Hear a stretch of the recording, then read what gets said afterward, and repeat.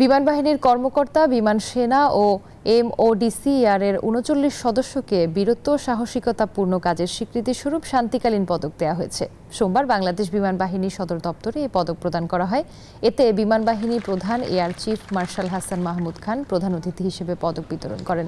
২০২৩ সালের জন্য ৩৯ জন বিমান বাহিনীর কর্মকর্তা ও বিমান সেনাকে শান্তিকালীন পদক প্রদান করা হয়।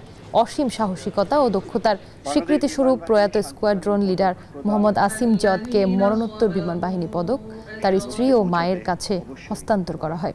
এছাড়াও ৬ জন শ্রেষ্ঠ বিমান সেনা ও MODCR এর সদস্যদের মাঝে ট্রফি ও সনদপত্র বিতরণ করা হয়।